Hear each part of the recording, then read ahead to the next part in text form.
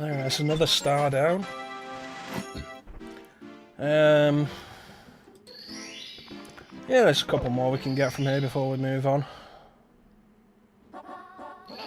Itty bitty secrets. Oh, that was smooth.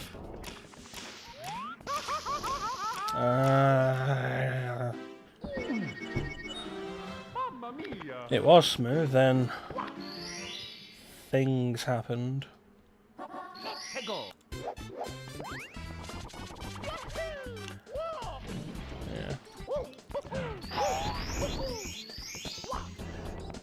One thing I do like about this from a physics standpoint is that the fire will immediately go out if you enter water, which is nice. I can't think off the top of my head, but I feel like there are some games that don't do that.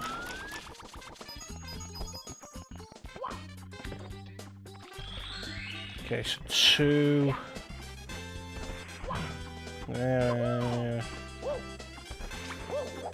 okay, so 3 is over here.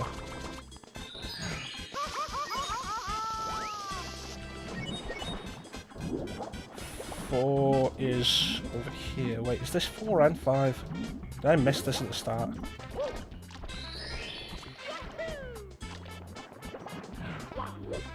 Let's check the other side. No, it isn't. Alright. So the 5th secret. Where's the 5th secret? I don't quite remember. Because all the secrets are when you are... when you're big. Over here, maybe?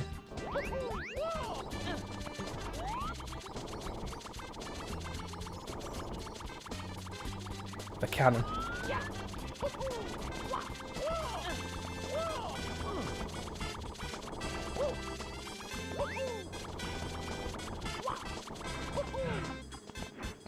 There we go. That's what was on the island. And top. No, no, no, no, no, no, no, no, no, no. Oh.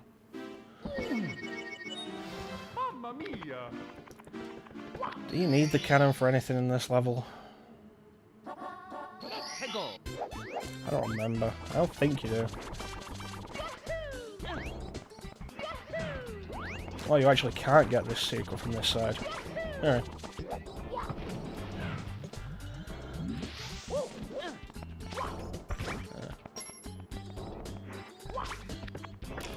Yeah, I should replay Bowser's Inside Story. So, with the Mario RPGs, I don't have the best history with... what do I got? The first Mario RPG I played was Partners in Time, which I enjoyed well enough. Seems like it gets a bad rap a lot of the time, which is kind of a shame.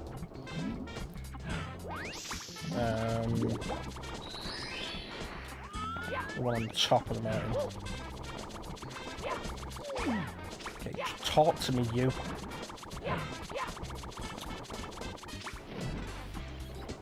Yeah, you know, forget that. Yes, it's like gets a bad rap most of the time, and with Superstar Saga and Bowser's Inside Story getting 3DS remakes, but Partners in Time being overlooked, you kind of get the feeling Nintendo feels that way, but I don't remember anything particularly being wrong with it. I've not really played Dream Team Brothers. I did really enjoy Bowser's Inside Story, I remember that. Super Mario RPG has a really good reputation, but I finally got around to playing it on the Super Nintendo Classic, and I honestly did not think much of it. I thought it was kind of boring. You had some good writing here and there, but that was kind of it. I do need to go through Paper Mario. I thought Super Paper Mario was really good, but that's not really an RPG.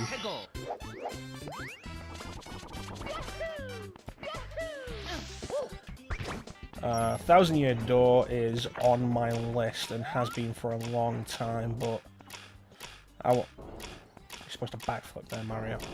I want to go through the original Paper Mario first before I do 1,000 Year Door.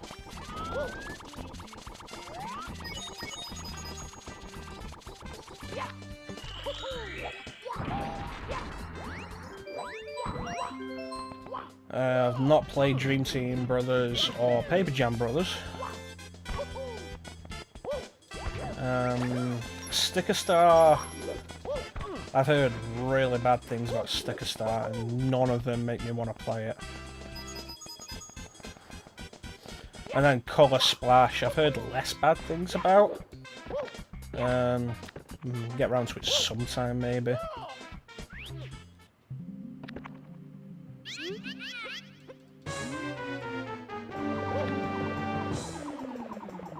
We could do Superstar Saga at some point.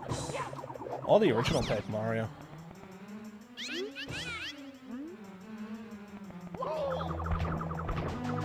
I mean, could do... yeah. Could do Super Mario RPG, but like I said, I didn't really have a particular... Come on.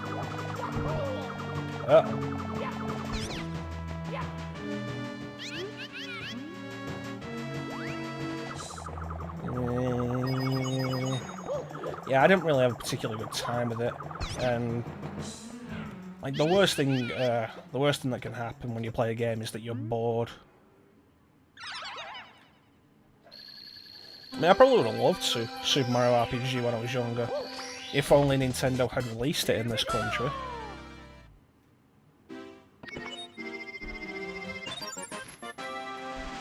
Yeah, and then Paper Mario was a very late N64 game, so yeah, it's not entirely surprising I didn't manage to pick that up.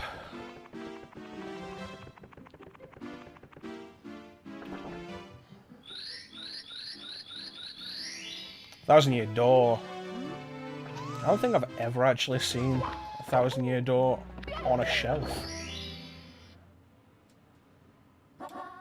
Like, in a shop, I don't think I've ever actually seen it on a shelf in a shop.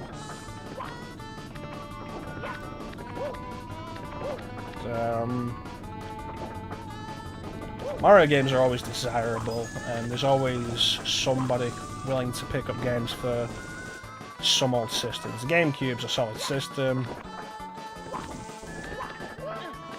Might not have sold amazingly well at the time, but you know, there's always people willing to buy these things, and Mario games, you know, whether you like Mario or not, Mario games are usually very high quality, so, oh, this game has Mario in the name, and it's not a sports game, well, you know, I'm probably going to get my money's worth on this. So it's pretty reasonable to assume that whenever it turns up on a shelf, it doesn't last. Thankfully, with the advent of the internet, like, it's just so much easier to pick these things up now. That was not helpful.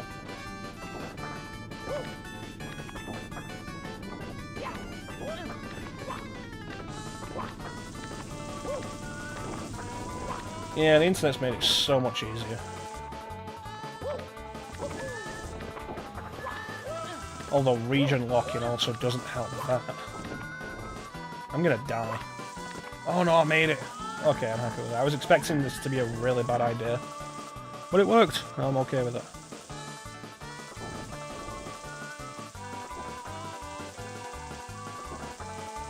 I really wish I would have had 1,000 Year Door when I was younger.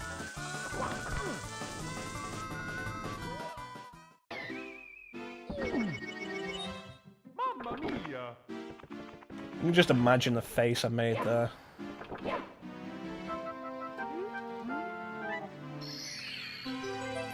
And this is the last star we'll get from Toad.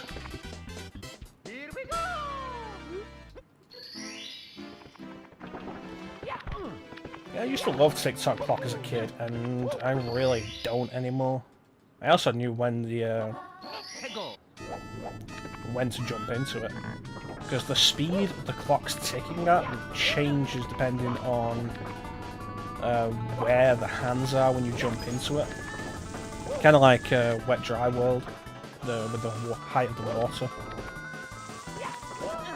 And there is a certain position you can jump in that will just pause everything, which is good for some stuff, bad for other stuff.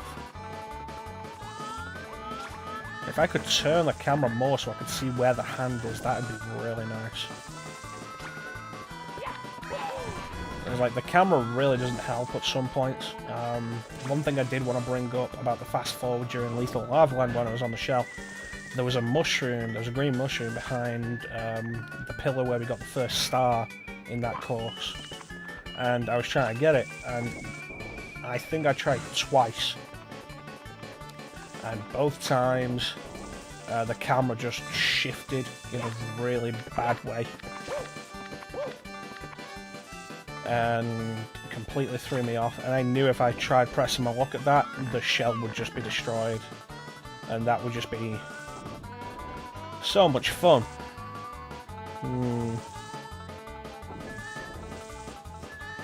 So I just gave up on it. But yeah, the camera can be, like I was saying earlier, like a camera you can actually change position of in 96. Amazing. But innovative, not perfect. Right, let's try this again.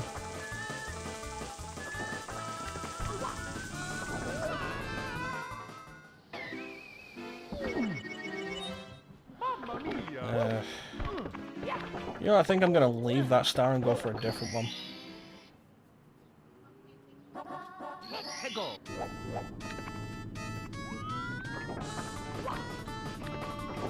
I think the clock's actually ticking a little bit faster this time. It's not even the star we're after for this one, but, you know, it's there.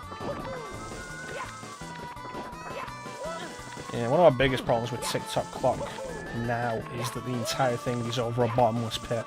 So you mess up once and you're pretty much done. And it's a pretty tall level as well. So that's another irritant. Here we go.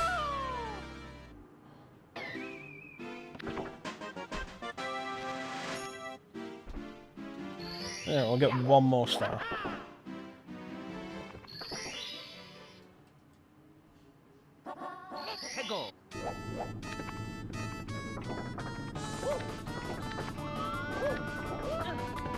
Yeah, this one's definitely going faster now.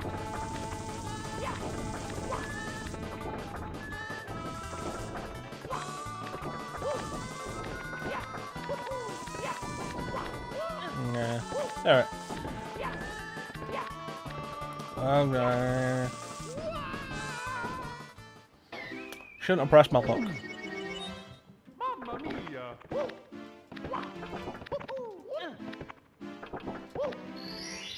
Yeah, so it does at half past.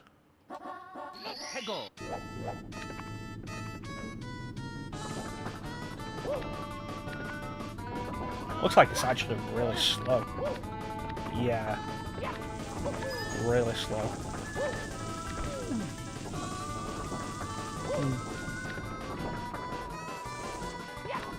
Oh, these are all moving out of sequence as well.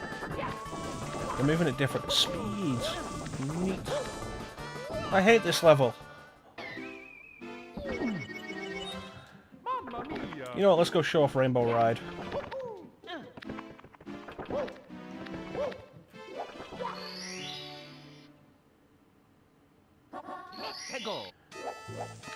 And then we'll see if I can make it up the stairs without getting 70 stars.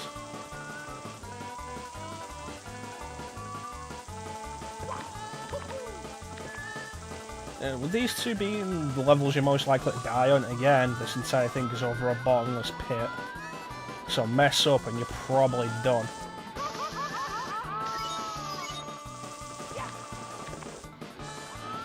With these two levels being the ones you're probably going to die the most on, which means they'll probably take you longer than almost every other level. You really get to hate this music track.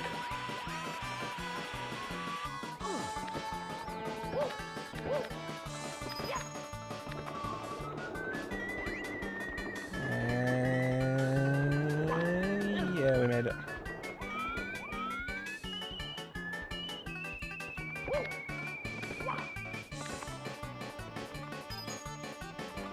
So one thing you can really do with videos like this is make them kind of a time capsule for your thoughts at a particular time, which I'm kind of considering in some regard, because we are very close to the announcements. We're very close to the announcements of details for a couple of games that I'm pretty interested in. It's like, do I want to mention what games they are, and make this video kind of a time capsule for my thoughts before the games, before we find out what they are. Especially since this video will be going up this probably a couple of weeks after the announcement is actually, the details are actually announced. Yeah, I won't really detail my thoughts, but I'll just say it's Persona 5 The Royal and P5S, whatever that is. Okay, so it's endless until you get 70 stars. But what I'm gonna try to do,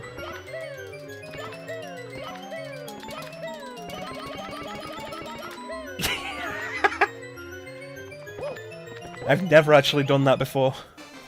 I'm very happy that worked out, and let's go and do Bowser in the Sky. So you can imagine why I was actually really happy with that. I've never done it before. That trick can also be used to skip the 50-star door, which means very simple trick to do, as you just saw. What you do is you do a long jump down the stairs and then hold backwards and just keep mashing jump. So like I say, very simple thing to do. You know it's simple because I actually pulled it off. You can actually do that on the 50-star door to get through that as well, because you will clip through it. And it means if you can pull off that one basic trick, you only need 31 stars. I say 31 because you need the Bowser in the sub, Board Bowser sub star. Unless you're a really good speedrunner, in which case you are doing, I think, was it like a 16-star run? What was the minimum? I don't remember. I'd have to look into it.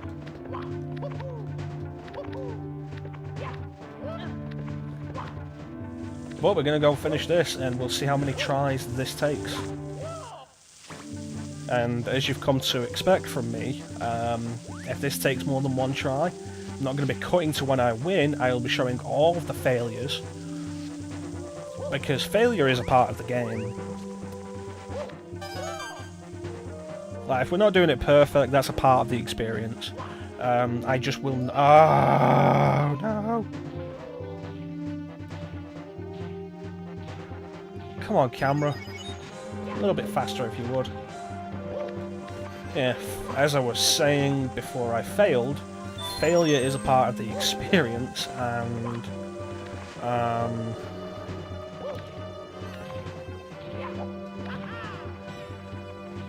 yeah, I'm not gonna cut them out, but I will fast forward through them just so you can see how many times I failed. But you know, we did pretty well on the other Bowser fights, so maybe we'll do well on this one. That said, this last Bowser fight is the trickiest for two reasons. The other two Bowser fights took one hit each. This one takes 3, and also partway through Bowser will remove part of the floor, so you can't just slowly drag him towards the bombs. You have to actually aim, and the aiming in this, I've never actually gotten it down. Oh, I was hoping I could get that. Well, it's not like I'm perfect. I did debate at one point calling these playthroughs like imperfect playthroughs. I just call on the channel imperfect playthroughs.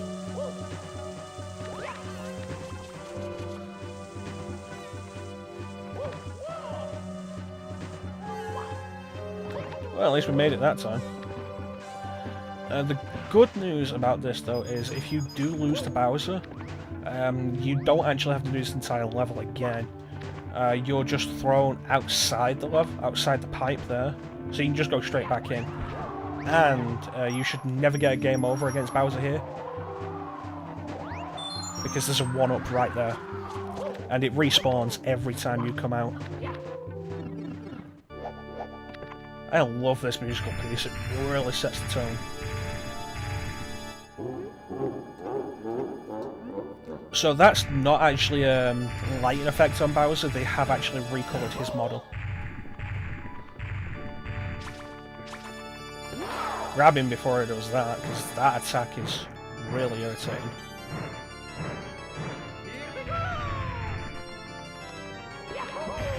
Yeah, being way too reckless with this.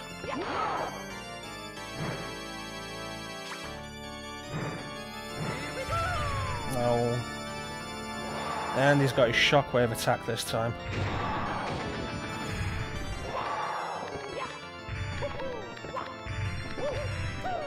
Oof. Yeah. It breathes fire into the air, and there's the blue flames that always seem to home in.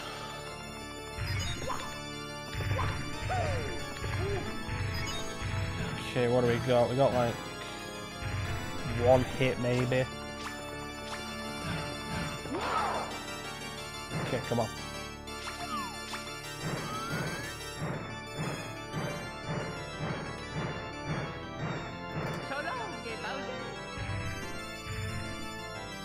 You really don't want him to fall off though.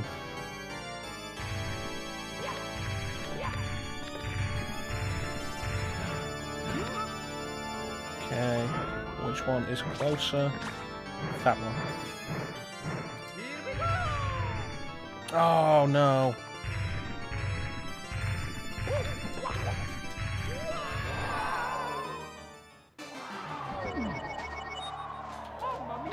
Alright, grab that 1-up mushroom and try again. And like, it's very visible when you get thrown out of there. So like I say, really shouldn't be getting a game over here, which is nice because it can be a really irritating fight. We didn't even get the first hit.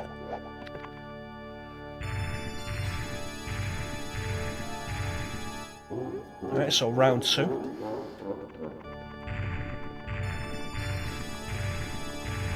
No matter how you look at it, it's still 2-1 to me, Bowser.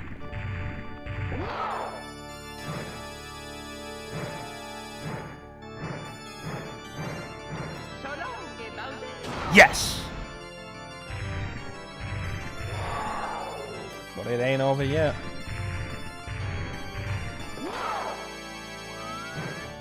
Can we get this really quickly? I'd love it if we can get this actually pretty quick. Nope. Missed.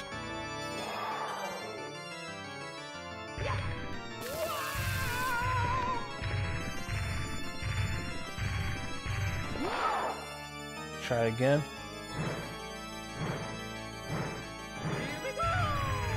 Yes.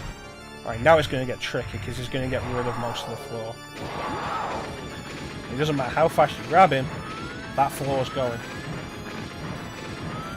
Is there a bomb there? I can't see it. Yeah, there's a bomb there. And like, you need to actually get a good amount of momentum for this one because there's no floor for to slide him across this time. And it really, more often than not, ends up feeling like this last hit is more down to luck than anything. Because I have no guaranteed strategy for this. And the timing on it, I've never gotten the timing down with a fast spin like this.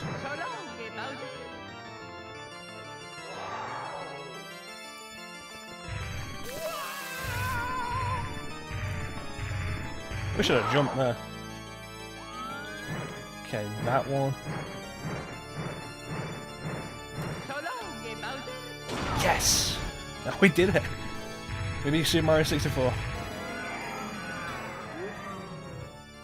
Yeah, I beat you. And there's the biggest power star.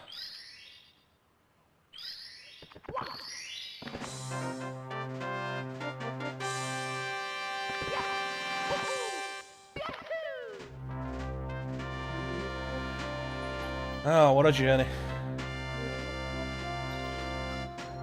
It's actually the first time I've ever beaten Super Mario 64 without getting at least 70 stars.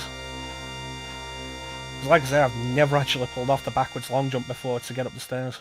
I'm very happy with that.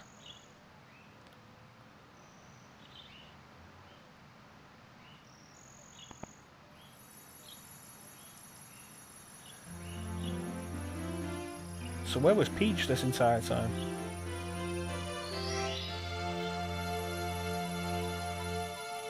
Was she in the star?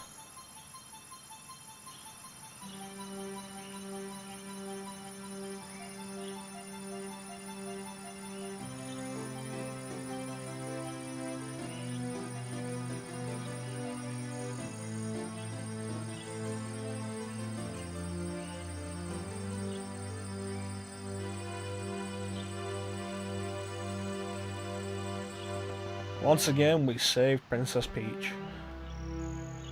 Except on this channel, it's the first time, but you know. So there's an interesting thing with this. The voice of Peach here is Leslie Swan, who is a localizer. If we wait in the credits, she'll pop up as both the voice of Peach and being involved in the localization. I forget the specific role. She was replaced. She was replaced by Sunshine with another voice that might have been Jen Taylor. But what is interesting to note is that Mario 64 DS, they actually got Leslie Swan back to do the new voice lines for Peach, which I thought was a really nice touch. So that was Super Mario 64, one of the launch titles for Nintendo 64. It's a really solid game. It's aged, of course it has. Not even talking about graphically, because it's a Nintendo 64 game, there's no point in talking about the graphics aging. But like, it's still really fun. The camera can be a bit of an issue. The control is still really smooth though, which is a testament to Nintendo's capability that the control has aged so well. The biggest problem being the camera, but like I say, how many games in 1996, how many 3D games in 1996 let you control the camera to any extent? So, you know, you've got to really give it to them for that.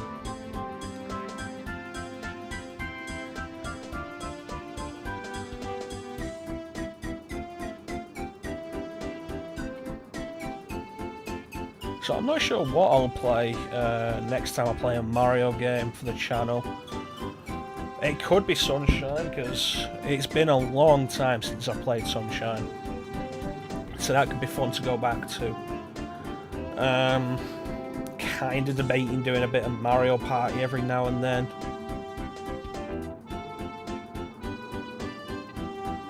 There is always the 2D Mario games, which, yeah, they still stand up really well. So we'll see, we'll see. Burn in Hell. Tick-tock clock.